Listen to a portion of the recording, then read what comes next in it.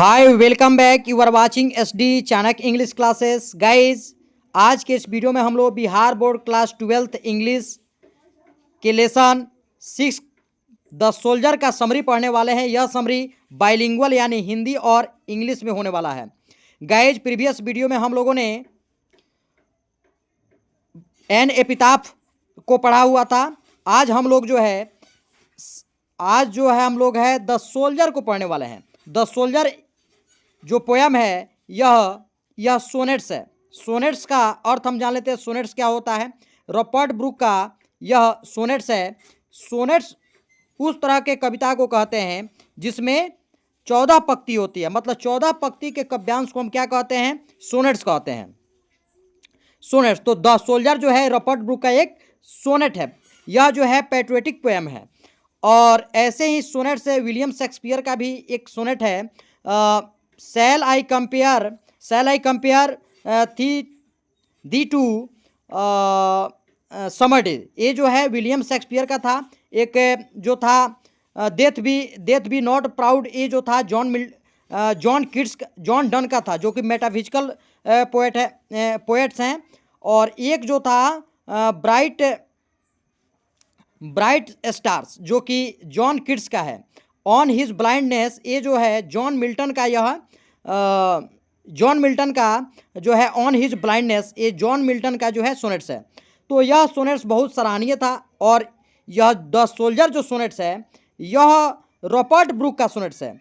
इसमें जो है अपने मदरलैंड के लिए उन्होंने यह कविता को लिखा है, जो कि बहुत अपने देश के प्रति जो है जुड़ाव और श्रद्धा को इसमें इन्होंने व्यक्त किया है।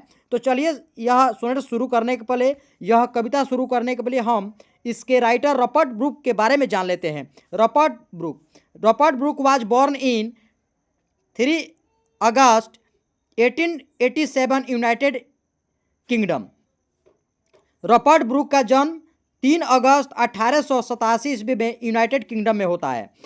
He was dead in 13 अप्रैल 1915 और उनकी मृत्यु जो है 13 अप्रैल 1915 को हो जाती है। ये हमारे रॉबर्ट ब्रूक का जो है, यह रॉबर्ट ब्रूक हमारे हैं। इस पोयम के जो हैं राइटर हैं रॉबर्ट ब्रूक।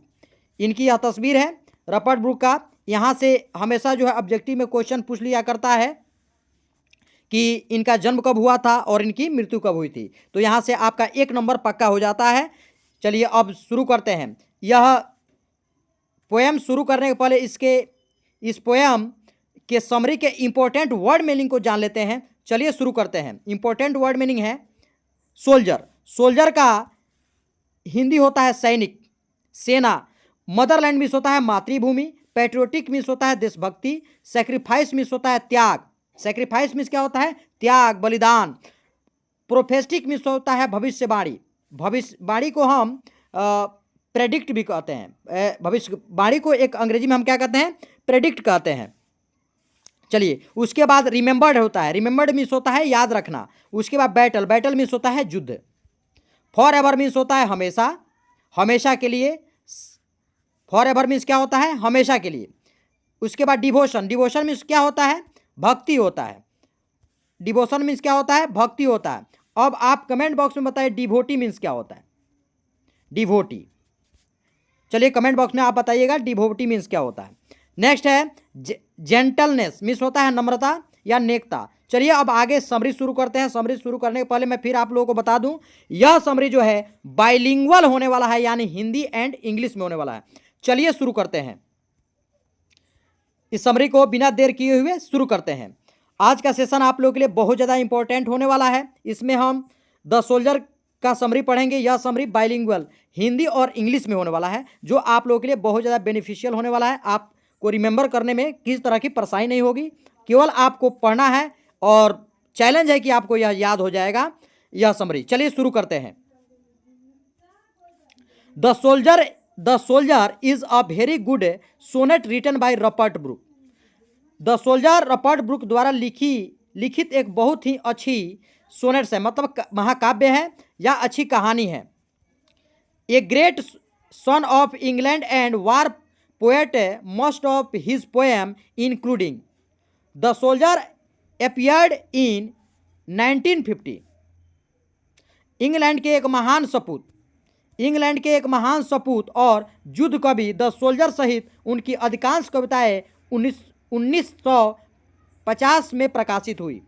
रॉबर्ट ब्रूक की जो अधिकांश उन्होंने कविता लिखा था वह 1950 में प्रकाशित होती है। इस तरह के बहुत सारे पेट्रियोटिक वो पोएम लिखते हैं और 1950 में जो है प्रकाशित होती है, पब्लिश्ड होती है। चलिए अब नेक्स्ट देख लेते हैं। The soldier is war poet in which the poet deals with the life of the soldier. सैनिक एक युद्ध कवि है जिसमें कवि सैनिक के जीवन से संबंधित बातों को बताते हैं। And his deep love for and devotion to his motherland in a romantic way. वे बताते हैं, कवि बताते हैं और रोमांटिक तरीके से अपनी मातृभूमि के प्रति उनके गहरे प्रेम, ये जो गहरे प्रेम है अपने मातृभूमि और हम अपने देश के लिए जो उनकी गहरा प्रेम है वह इसमें क्या करते हैं, इस चीज़ को वह इस कविता के माध्यम से दिखाते हैं और समर्पण को दर्शाया गया है। और इसमें जो है उनकी क्या डिवोशन है, क्या समर्पण है, उस चीज़ को दिखाया गया है इस कविता में। The sonnet starts with the view that the soldier, the poet, goes to fight in a foreign land. Sonnet की यह काव्य की शुरुआत जो है इस दृश्य से होती है कि कवि जिस सैनिक को देखता है वह विदेशी भूमि पर लड़ने जाता है। He wishes to be remembered even after his death. He wishes to remembered मतलब याद किया, even after his death मृत्यु के बाद। वह चाहते हैं कि उनकी मृत्यु के बाद भी उन्हें याद किया जाए। ये जो सोल्जर जाते हैं फॉरेन लैंड में लड़ाई करने के लिए, बैटल में युद्ध करने के लिए, तो उसमें उनका जो है इच्छाएं हैं, उस सिपाही की इच्छा है कि मुझे अगर जो है मेरी डेथ होती है तब भी मुझे याद किया जाए। As patriotic lover of his motherland he desires that if he dies in the battle field. ये जो सैनिक है उनका कहना है अपनी मातृभूमि के प्रति देशभक्त प्रेमी के रूप में वह चाहता है कि यदि वह युद्ध के मैदान में मर जाए, his dead body must be buried means होता है दफनाना। ब्यूरेड मीन्स क्या होता है, दफना देना। शव को युद्ध विदेशी भूमि में दफनाया जाना चाहिए। मतलब उनकी इच्छाएं हैं, उनकी हार्दिक इच्छाएं हैं कि अगर मैं बैटल में, उस युद्ध में अगर मैं मारा जाता हूं तो मुझे उसी भूमि में मुझे दफना दिया जाए। But the place must be a part of England forever. The poet is ready to sacrifice his life for the honor. Honor means होता है मान मर्यादा। चलिए देखते हैं। लेकिन यह जगह हमेशा के लिए इंग्लैंड का हिस्सा होनी चाहिए। कवि इस सम्मान के लिए अपनी जान कुर्बान करने के लिए तैयार हैं। And treats of his motherland all the times he thinks of his motherland. वह हर समय अपनी मातृभूमि के बारे में सोचता रहता है। वह हमेशा अपने मातृभूमि के बारे में सोचता रहता है। चलिए शुरू करते हैं next. He remembers the beautiful England, English flower, rivers, roads, suns of homes. देखिए यहाँ इंग्लिश फ्लावर का मतलब होता है अंग्रेजी फूल। अब यहाँ इंग्लिश से मतलब है इंग्लिश किसे कहते हैं, तो इंग्लिश के बारे में जान लें। The things which are connected with England is called English. मतलब यह जो फ्लावर है, फूल है, वह इंग्लैंड से जुड़ा हुआ है, इसलिए उसे हम क्या कहते हैं, इंग्लिश कहते हैं। तो कह रहा है he remembers the beautiful English flower, rivers, roads, suns of home. उसे खूबसूरत अंग्रेजी फूल, नदियाँ, सड़क, घर और सूरज याद हैं। किनको, पोएट को। Sites and sounds, laughter and gentleness learn from friends. अब कहता है दृश्य और ध्वनियाँ, हंसी और सौम्यता मित्रों से सीखी गई है। वे बताते हैं कि यह जो दृश्य और ध्वनियाँ हैं, हंसी हैं, यह सौम्यता मित्रों से सीखी गई है। He remembers how he was born and brought up in England. उन्हें याद है कि उनका जन्म और पालन पोषण इंग्लैंड में हुआ था। So the poet is highly grateful to his country. इसलिए कवि अपने देश के प्रति अत्यधिक कृतज्ञ हैं। मतलब अत्यधिक जो है कृतज्ञ हैं, वो अपने देश के प्रति श्रद्धा है उनको। अपने देश के प्रति। The poet concludes his view that even after his death his presence will be felt. कवि अपने विचार का निष्कर्ष यह देता है कि उसकी मृत्यु के बाद भी उसकी उपस्थिति महसूस की जाएगी।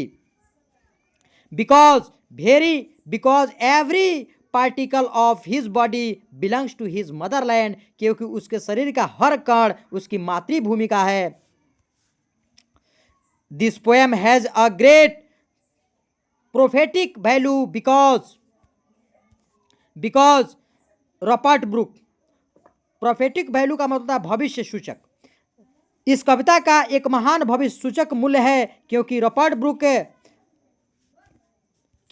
Brooke died in a foreign country while he was fighting for his country. वह अपने देश के लिए लड़ते हुए विदेशी देश में मारे गए। सो दिस पोएम में be consider to be his epitaph. इसलिए इस कविता को उनका समाधि लेख भी माना जा सकता है। तो आज हम लोगों ने द सोल्जर का समरी के बारे में पढ़ा। अगर यह वीडियो आपको पसंद आई हो तो लाइक करें, सब्सक्राइब करें और ज़्यादा से ज़्यादा शेयर करें। फिर मिलते हैं अगले वीडियो में। Thank you so much watching for this video.